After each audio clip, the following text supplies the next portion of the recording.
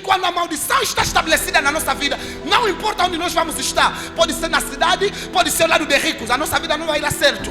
Pode ser ao lado de pobre, também não vai dar certo. Pode ser no bairro ou na cidade, não vai dar certo porque a maldição te segue.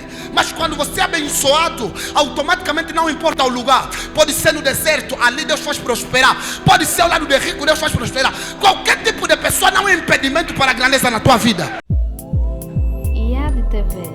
Jesus Cristo é o curador.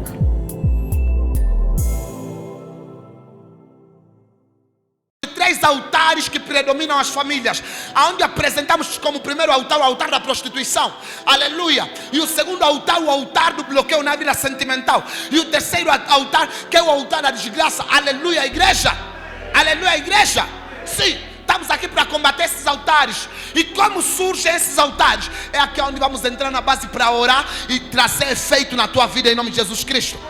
Muitos de nós estamos bloqueados e não sabemos. Muitos de nós carregamos um desses altares e não sabemos. Mas nessa manhã é para desvendar o mistério que está por detrás daquilo que são teus bloqueios.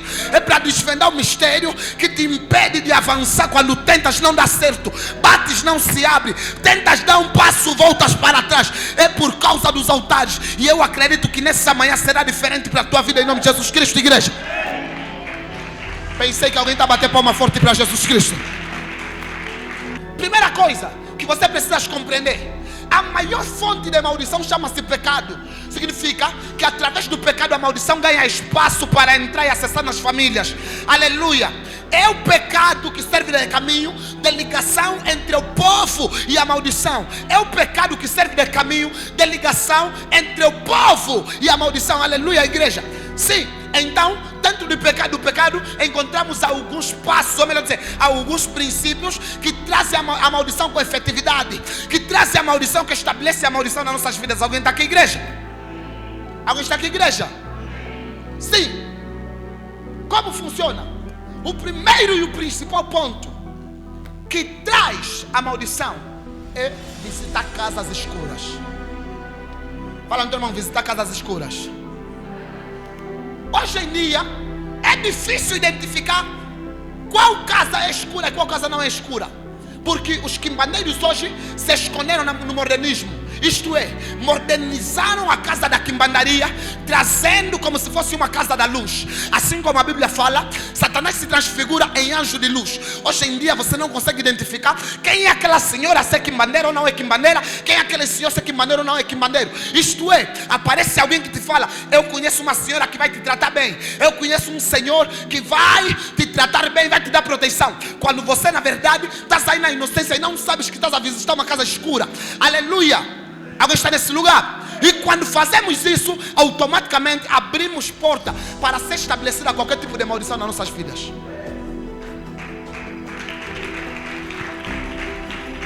Aleluia. Sim. Vamos por causa do que os outros falam. Eu conheço uma senhora, ela até não é feiticeira, não é quimbandeira, ela é só mesmo curandeira. E quem te disse que alguém consegue curar doenças espirituais e tem contato com o espírito não tem nada a ver com aquilo que é o quimbandeirismo. Só existem dois caminhos para a cura ou para acessar o ramo espiritual: o caminho divino e o caminho do diabo. Significa que não existe ninguém que está no meio. Eu não sou tão de Deus, não tão do meio. Eu opero somente porque é uma graça simplesmente, mas não buscar a Deus. Não, a Bíblia fala: pelos frutos vos conhecereis. Ninguém pode dizer que é de Deus quando produz frutos do diabo. Ninguém pode dizer que é do diabo quando produz frutos de Deus. Alguém está nesse lugar, igreja? Sim. Então nos colocam em mente: ele é só um senhor ou uma senhora aonde ela é simples, não tem feitiço. Não existe alguém que acessa a espiritualidade sem ter ou conexão com Deus ou conexão com o diabo. Quem é a pessoa que você está visitando? E toda vez que nós visitamos lugares espirituais, cria um impacto na nossa vida. Como está a tua vida? Fala com o teu irmão: como está a tua vida? Fala mais uma vez: como está a tua vida? Aleluia, igreja. Deuteronômio capítulo 28, versículo 6. E se vocês obedecerem, serão abençoados ao entrar e ao sair. Serão abençoados na cidade como no campo. Versículo 19. Se vocês não obedecerem, serão amaldiçoados na cidade como também no campo. Isso significa que quando a maldição está estabelecida na nossa vida, não importa onde nós vamos estar, pode ser na cidade, pode ser ao lado de ricos, a nossa vida não vai dar certo. Pode ser ao lado de pobre, também não vai dar certo. Pode ser no bairro ou na cidade, não vai dar certo porque a maldição te segue. Mas quando você é abençoado, automaticamente não importa o lugar. Pode ser no deserto, ali Deus faz prosperar. Pode ser ao lado de rico, Deus faz prosperar. Qualquer tipo de pessoa não é impedimento para a grandeza na tua vida. É aqui onde encontramos mulheres e homens, homens e mulheres, está correto. Encontramos homens e mulheres, têm muito dinheiro, mas não conseguem prosperar. Ah, Yahweh, alguns têm pouco e conseguem prosperar. Outros têm muito e não conseguem prosperar, porque o selo da maldição lhe segue. Outro porque a bênção lhe segue. Olha, para nós avançarmos na vida não é a quantidade de coisa que nós temos, basta que nós tenhamos o selo da bênção sobre nós. Porque quando temos o selo da bênção sobre nós, ainda que for no campo, vamos prosperar. Ainda que for na cidade, vamos prosperar. Ainda que for ao lado de quem nos fala mal, vamos prosperar. Quem nos fala bem, vamos prosperar. Qualquer lugar estaremos sujeitos a prosperar, porque a bênção está selada no nosso espírito. Alguém pode aplaudir mais uma vez para Jesus Cristo?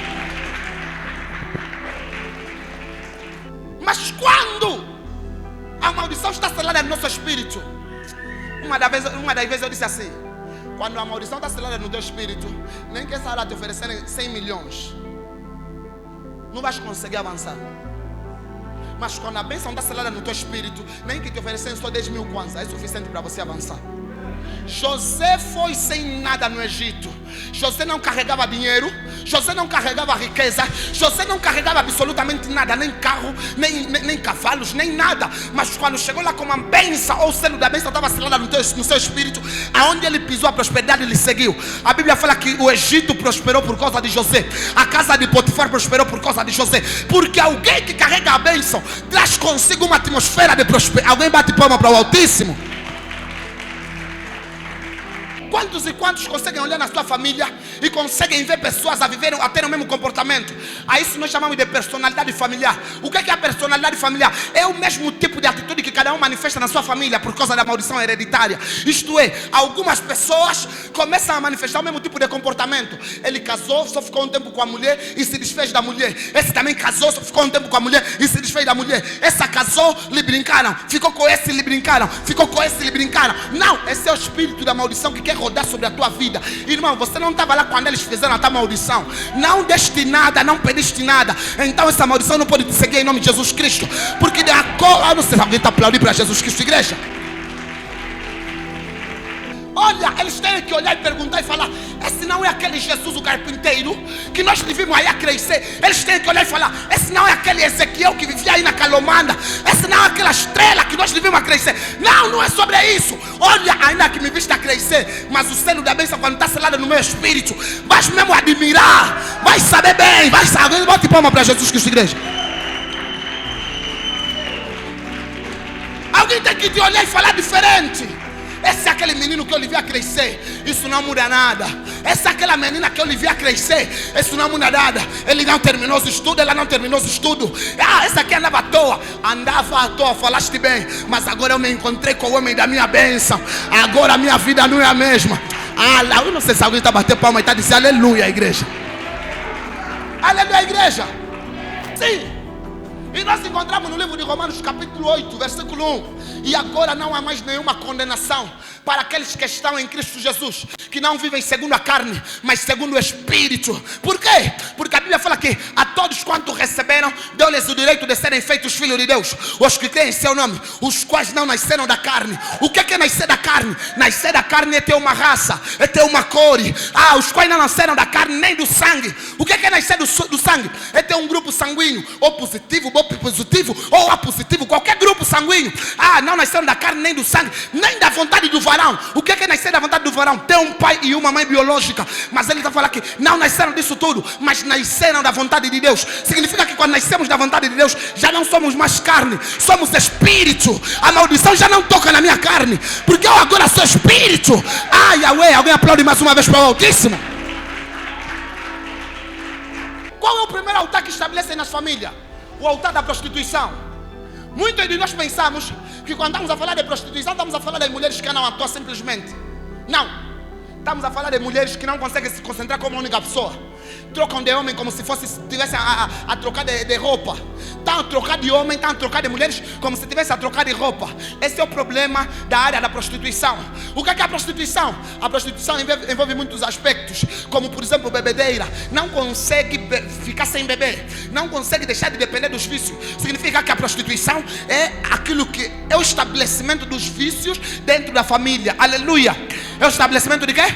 Dos vícios dentro da família. E alguns por inocência estão a seguir o mesmo caminho. Olha, eu até consigo me concentrar um pouquinho, mas depois me desfaço, não sei o porquê. Eu consigo me concentrar um pouquinho sem beber, mas depois o álcool toma conta de mim. Eu consigo me concentrar um pouquinho sem andar à toa, mas depois eu só sei que vem uma voz e me fala para sair. Irmão, esse tipo de altar várias vezes foi estabelecido por tios, avós, bisavós, trisavós, e começaram a meter, foram em casas escuras e lá começaram a lhes pedir coisas. Olha, esses quando vão para lá, eles vão para pedir alguma coisa.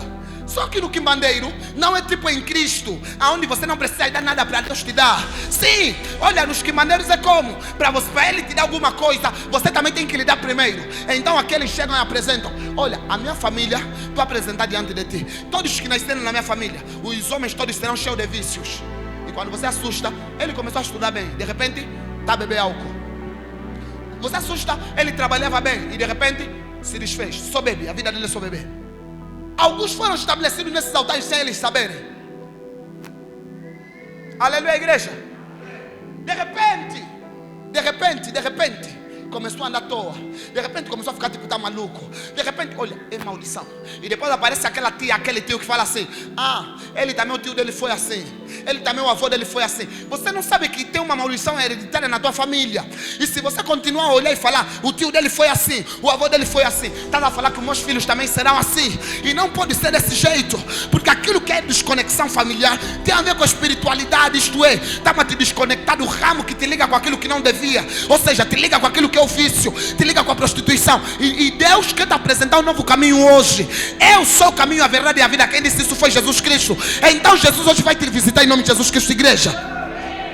Por isso, quem identifica a maldição não deve ficar de braços cruzados, deve se posicionar na oração.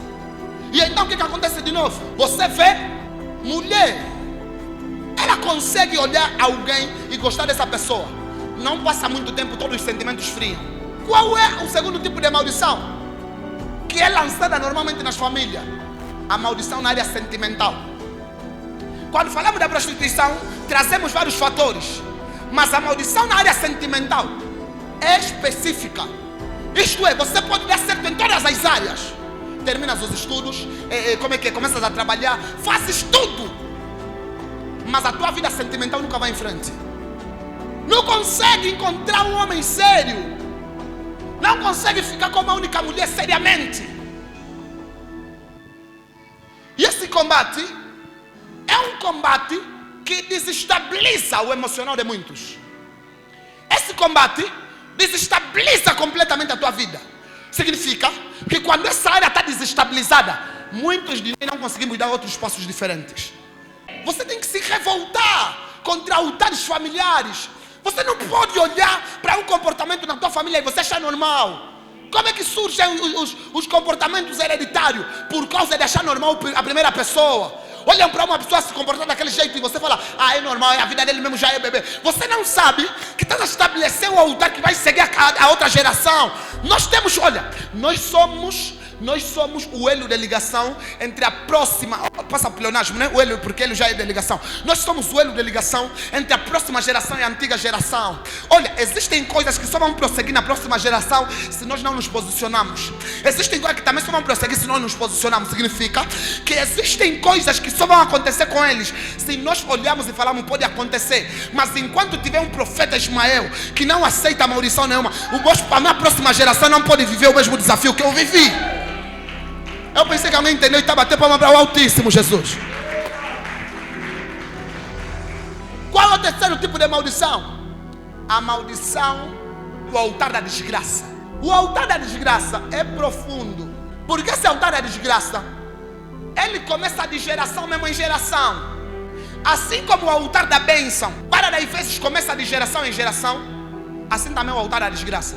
Está a ver quando você vê aquelas pessoas que herdaram posições, herdaram coisas grandes, herdaram coisas altas, grandes.